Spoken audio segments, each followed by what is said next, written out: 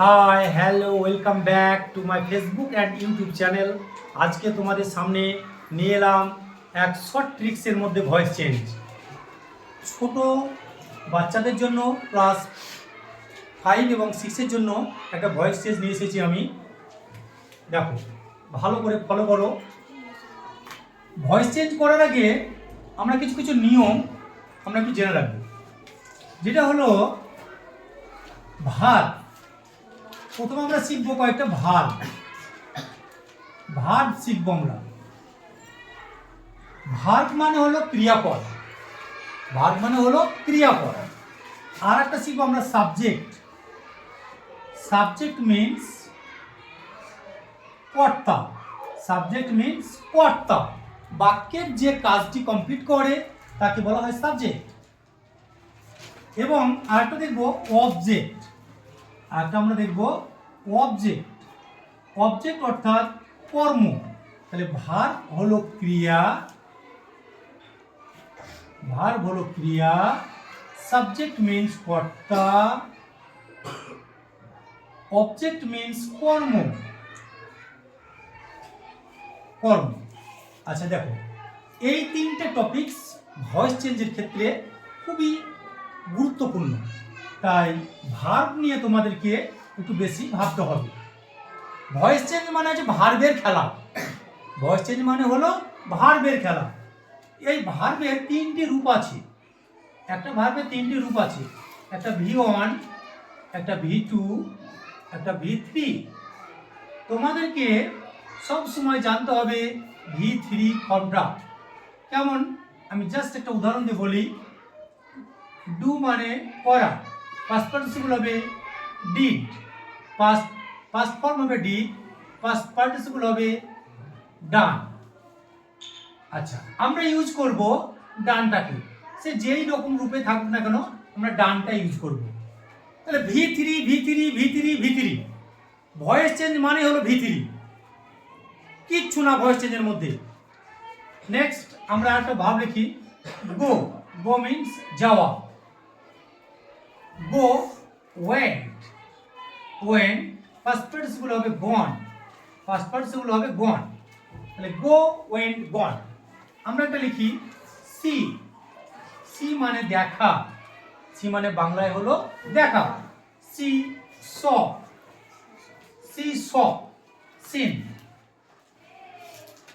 তাহলে আমরা সব সময় ইউজ করব V3টাকে। যদি সে প্রেজেন্টে থাকে তাও করব আমরা পাস্ট পার্টিসিপল, যদি থাকে পাস্টে তাও করব পাস্ট পার্টিসিপল, যদি থাকে পাস্ট পার্টিসিপলে তাও আমরা যেমন তেমন করে আমরা পাস্ট পার্টিসিপলে নিয়ে আসব। এবং দেখবো আমরা কোনো একটা ভার্বে আছে, কোনো এক জায়গায় স লেখা আছে, তাহলে আমরা স ভার্বের প্রেজেন্ট রূপটা একবার চিন্তা করে নেবো। এইটাকে বলে বেস ফর্ম, ভার্বের বেস ফর্ম বা রুট ওয়ার্ড। এটাকে বলা হয় root word, ROOT, root word বলা হয়। ওকে, দেখো, যদি ভার্বটা সতে থাকে তাও আমি সিনে নিয়ে আসবো। তাহলে বারবার আমি বলার আমার শর্ত এটাই যে কোনো ভার্ব থাকা মানে তার V3 ফর্মটাকে আমরা কাজে লাগাবো। কি কাজে লাগাবো? V3 ফর্মটাকে আমরা বেশি করে কাজে লাগাবো। দেখো, চলো যাও আমরা একটু অন্য নিয়মে চলে যাই। আমরা একটু পার্সনের দিকে যাই, নাম্বার ও পার্সন। আমরা একটু পার্সনের দিকে যাই। পার্সনটা একটু ভালো করে ফলো করো। পার্সন মানে হচ্ছে পুরুষ। ঠিক আছে, পার্সন মানে পুরুষ। এই পার্সন হচ্ছে 3 প্রকার। পার্সন কত প্রকার? 3 প্রকার। ইংরেজি গ্রামারে পার্সনকে 3 ভাগে ভাগ করা হয়েছে। এক, ফার্স্ট পার্সন। ফার্স্ট পার্সনের বাংলা হলো উত্তম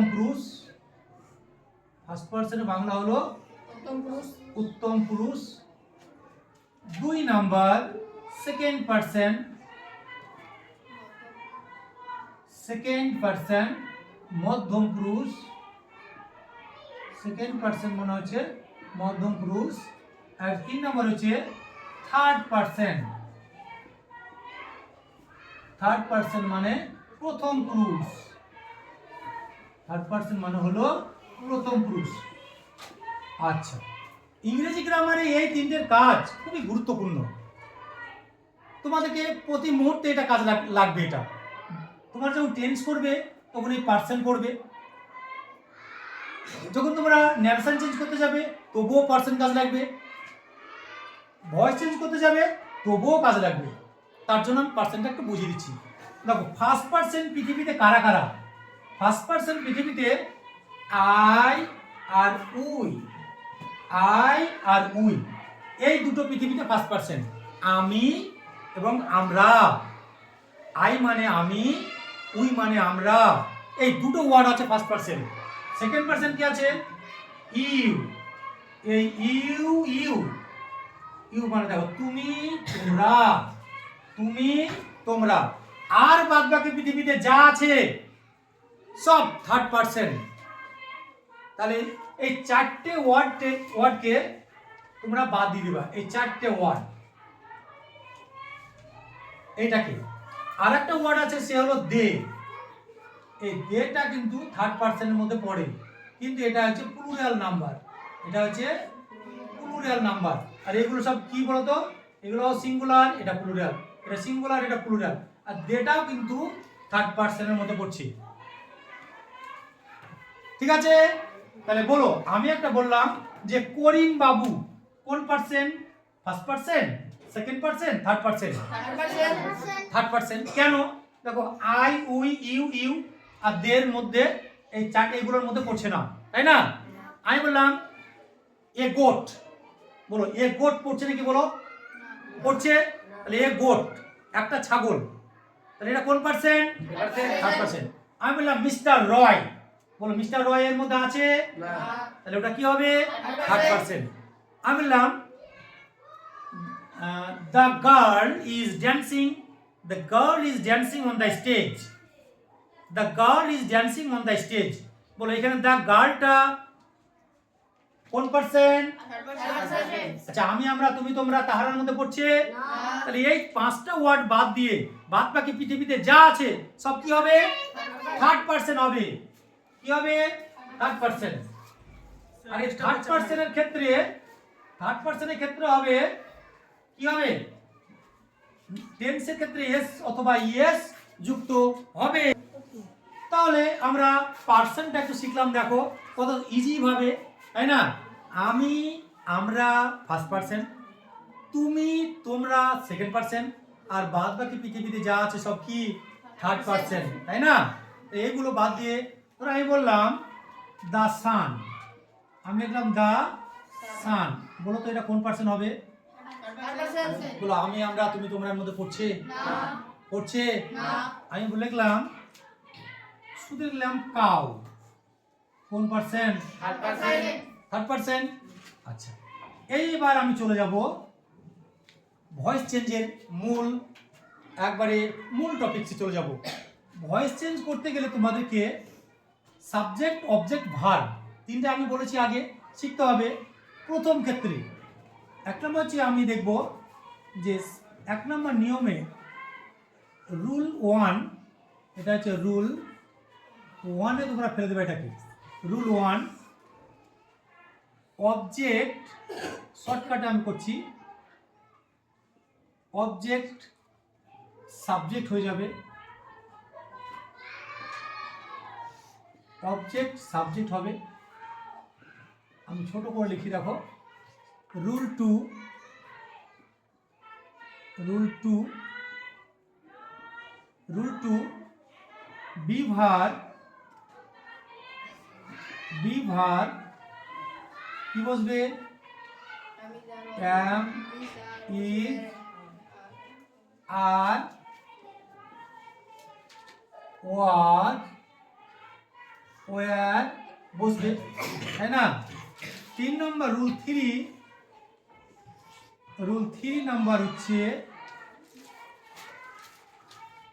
V3, অর্থাৎ পাস্ট পার্টিসিপল। পাস্ট পার্টিসিপল কার ভার্বের। চান রুল 4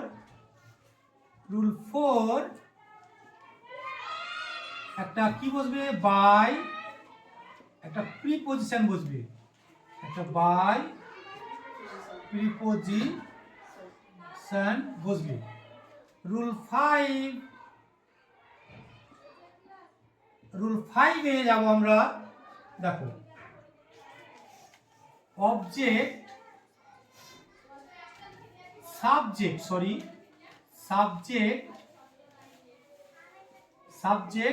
অবজেক্ট হয়ে যাবে, অবজেক্ট হবে। এইটা হচ্ছে তোমার মূল সূত্র। রুল এইখান থেকে 1 থেকে 5 এটা হচ্ছে মূল সূত্র, এটা হচ্ছে ভয়েস চেঞ্জের মেন নিয়ম। তারপরে যে নিয়ম আমরা টেন্স যদি নাও জানি তাও সত্ত্বেও আমরা ভয়েস চেঞ্জ করতে পারবো, সেরকম আমরা কয়েকটা রুল লিখে দিই আমি। রুল 6 আচ্ছা, ডু অথবা ডাজ থাকলে কি বসবে? এম ইজ আর বসবে।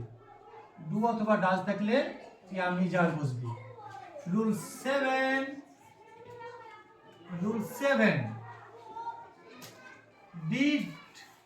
ডিড থাকলে ওয়াজ ওয়ার বসবে, রুল 8 ভার্ব যদি প্রেজেন্ট ভি অনে থাকে, ভি অন অর্থাৎ প্রেজেন্ট রূপে, ভার্ব যদি প্রেজেন্ট রূপে ভি অনে থাকে তাহলে এম ইজ আর বসবে, রুল 9 ভার্ব যদি V2 থাকে তাহলে ওয়াজ বা ওয়্যার বসবে। রুল 10 বাক্যের মধ্যে যদি হ্যাভ অথবা হ্যাজ থাকে তাহলে একটা বিন যোগ হবে, একটা বিন যোগ হবে। বাক্যের মধ্যে হ্যাভ অথবা হ্যাজ থাকলে বিন যোগ হবে। রুল 11 যদি কোনো ভার্বের সাথে ভার্ব প্লাস আইএনজি থাকে তাহলে ক্ষেত্রে আইএনজির পরিবর্তে আমরা বিং একটা বসাতে পারি। আমরা কি বসাবো? একটা বিং বসাতে পারি। রুল 11 যদি কোনো বাক্যের মধ্যে অ্যাক্টিভ ভয়েসে শ্যাল অথবা উইল থাকে তাহলে আমরা করব কি? একটা বি যোগ করব। শ্যাল উইল থাকলে একটা আমরা কি করব? বি যোগ করব। ঠিক আছে? আচ্ছা, এটা বি যোগ করব। ওকে, আচ্ছা তারপরে আমরা 12 নম্বর নিয়মে কি লিখেছি আমরা? শ্যাল অথবা উইল থাকলে একটা শ্যাল বি বা উইল বি হয়ে যাবে। আমরা জাস্ট মেন নিয়ম 5টা, তারপরে হলো অপশনাল রুল। এগুলো আমরা টেন্স না জেনে করছি। এগুলো আমরা টেন্স না জেনে করছি। তাহলে আমরা এই 12টা নিয়ম যদি আমরা একটু মনে রাখতে পারি তাহলে ভয়েস চেঞ্জ, টেন্স, সেন্টেন্স তো শিখতে হবে। টেন্স না জেনে আমরা কিন্তু এগুলো ভয়েস চেঞ্জটা মোটামুটি করতে পারবো। তোমরা ক্লাস 5-এর ছাত্র, তাহলে তোমরা এগুলো মোটামুটি করতে পারবে। দেখো এবার আমি একটু নিয়মে চলে যাই, অন্য একটা নিয়মে চলে যাবো। এবার অন্য একটা নিয়মে যাব, সেটা হলো সাবজেক্ট এবং অবজেক্ট। আচ্ছা, active voice,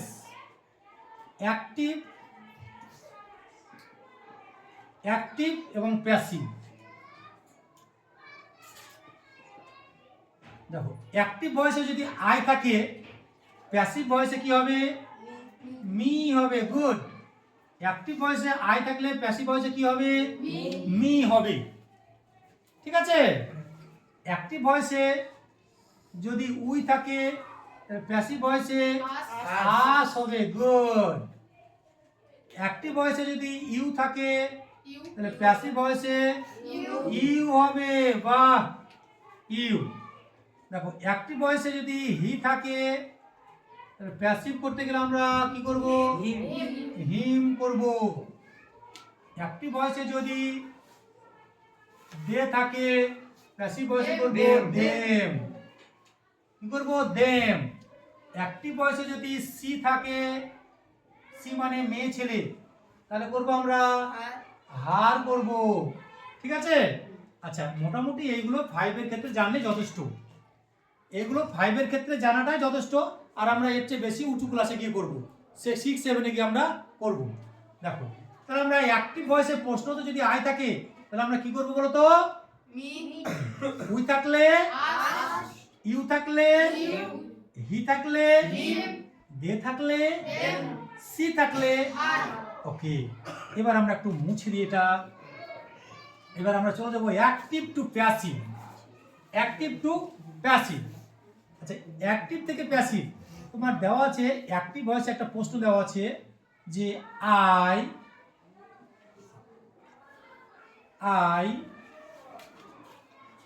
wrote a story. I wrote a story. প্রথম ক্ষেত্রে এটা কি করতে হবে?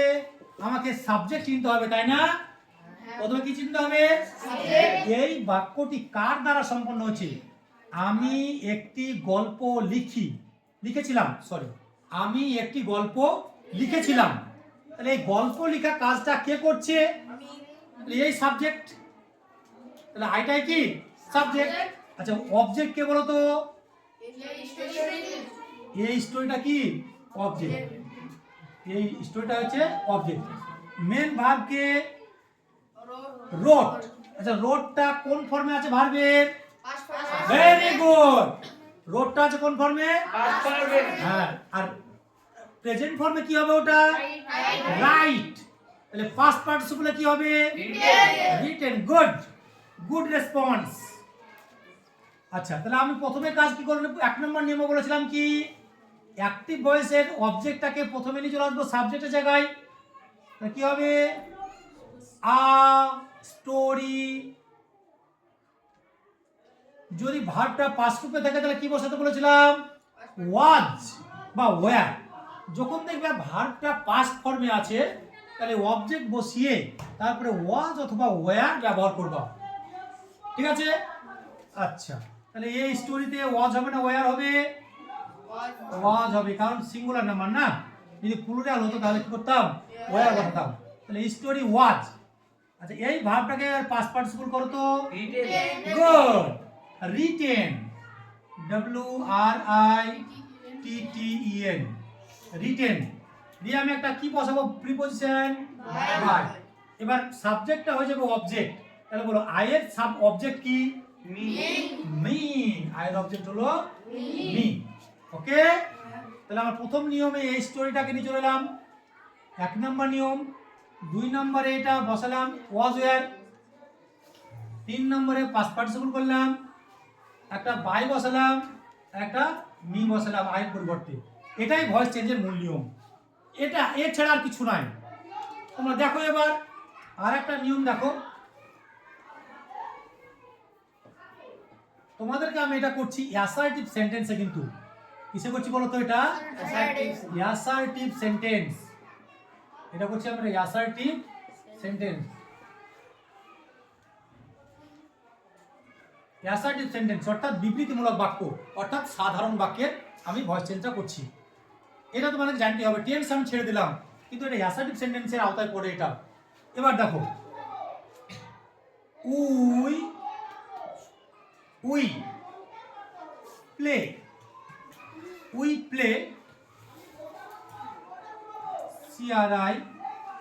CRICKET।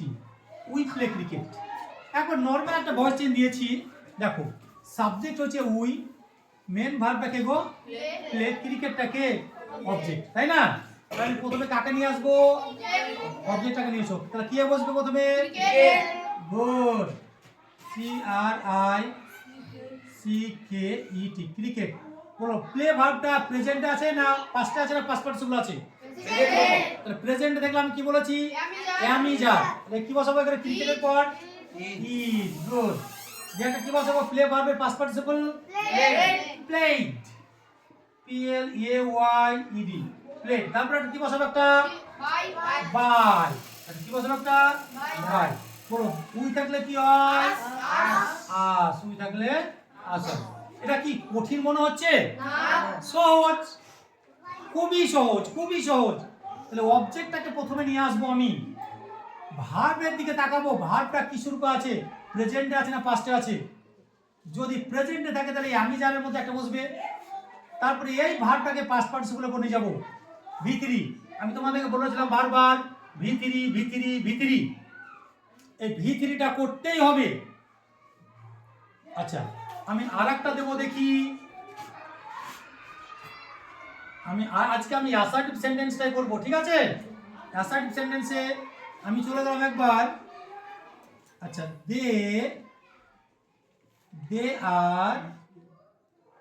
They are making, MAKING, they are making a boat। দেখো কোন টেন্সে আছে আমার জেনে লাভ নাই। যদি দেখো আমি যার আছে এবং আইএনজি আছে, তাহলে আমি যারের মধ্যে থেকেই যাবে, কোনো চেঞ্জ হবে না। আমি যারের মধ্যে কিছু চেঞ্জ হবে না, আমি যারের মধ্যেই হবে। আমি যারা কয় ভাই? 3 ভাই। আমি যারা কয় ভাই? একটা এম, একটা ইজ, একটা আর। এরা একই মায়ের পেটের 3 ভাই, একসঙ্গে জন্ম হয়েছিল এরা। এম, যদি এম কে না বসায় তাহলে ইজ কে বসাতে হবে, ইজ কে না বসায় তাহলে এম কে বসাতে হবে, যদি আর না বসায় তাহলে যে কোনো একটা বসাতে হবে। সেটা কি অনুসারে বসবে বলো তো? অবজেক্ট। সেটা কি অনুসারে বসবে? অবজেক্ট। তাহলে দের ক্ষেত্রে আর হয়েছে, কিন্তু যখন আমি অবজেক্টটাকে প্রথমে নিয়ে আসবো এ বোট, এ বোটের ক্ষেত্রে কি হবে? এম হবে না ইজ হবে না আর হবে? কি হবে? কি হবে? এ বোটের ক্ষেত্রে কি হবে? ইজ। এ বোট একটা নাম বোঝাচ্ছে, একটা নাউন। তাহলে কোন সময় এম হয় না। এম কোন ক্ষেত্রে হয়? একমাত্র আই এর ক্ষেত্রে। I am. তোমরা এমটাকে তোমরা ছেড়ে দাও, ভয়েসের ক্ষেত্রে এমটাকে মোটামুটি একটু ছেড়ে দিবা। ইজ অথবা আর এই দুটোর মধ্যে একটু বেশি ব্যবহার হয়, ঠিক আছে? তাহলে অবজেক্টকে নিয়ে এসো প্রথমে। কাকে নিয়ে আসবা? অবজেক্ট। তাহলে বলো কি লিখবো প্রথমে? A boat. A boat. আচ্ছা কাকে বসাবো আমরা? ইজ। দেখো আমি বলেছিলাম আইএনজি থাকলে কি যোগ হয় গো? আইএনজি থাকলে বিইং যোগ হয়। বিইং করে দাও, BEING, বিইং। এবার দেখো আমি কার সঙ্গে কি যোগ আছে দেখবো না, মেন ভার্বটাকে আমরা খুঁজবো। কি? মেক। মেন ভার্বটা কি আছে এখানে? মেক ভার্বটা আছে। এই মেক ভার্বের পাস্ট পার্টিসিপল রূপটা তোমাদেরকে বসাতে হবে। এই মেক ভার্বের পাস্ট পার্টিসিপল নিয়ে অনেক হিস্টরি আছে, অনেককে আমি বকাবকি করেছি, অনেক, হ্যাঁ অনেককে আমি মারও দিয়েছি। মেক ভার্বের পাস্ট পার্টিসিপল হচ্ছে মেড। Make, made, made. আমার ছাত্ররা অনেকে বলে মেক, মেট, মেট, ইডি যোগ করে দেয়, তখনই আমি কিন্তু বাড়ি বসিয়ে দিই, ঠিক আছে? একটা করে বাড়ি বসাই, মেক, মেট, মেট করে। কিন্তু না, মেকের পাস্ট হচ্ছে মেড, পাস্ট পার্টিসিপল মেড। তাহলে বলো এ বোট ইজ বিং, কি হবে তাহলে? মেড। একটা কি বসাবো? একটা বাই। এবার বলো দে থাকলে কি হবে? দেম। THEM। ওকে, আচ্ছা এটা বুঝে গেল তোমরা। নেক্সট আমরা আর একটা উদাহরণ দিব, দিয়ে ক্লাসকে আমরা শেষ করে দেবো। দেখো আমি একটা বাক্য লিখি। আচ্ছা, you have done the work। You have done the work. দেখো আমি বলছি হ্যাভ হ্যাজরা দুই ভাই, হ্যাভ হ্যাজ দুই ভাই। যদি কোনো ভয়েস চেঞ্জের ক্ষেত্রে একটি ভয়েসে হ্যাভ হ্যাজ থাকে তাহলে হ্যাভ হ্যাজের মধ্যেই বসবে, হ্যাভ হ্যাজের মধ্যে বসবে, কোনো কিছু চিন্তা করবো না আমি। যেমন অ্যামিজারের মধ্যে বসবে, হ্যাভ হ্যাজ আছে হ্যাভ হ্যাজের মধ্যে বসবে, কিন্তু একটা যোগ হবে, সেটা হলো বিন। তোমাদের আমি আগের নিয়মে বলে দিয়েছি হ্যাজ হ্যাভ থাকলে একটা বিন যোগ হয়। তাহলে বলো অবজেক্টকে দা ওয়ার্ক, দা ওয়ার্ক। বলো দা ইউ এর ক্ষেত্রে হ্যাভ হয়েছিল, তাহলে দা ওয়ার্কের ক্ষেত্রে হ্যাভ হবে না হ্যাজ হবে?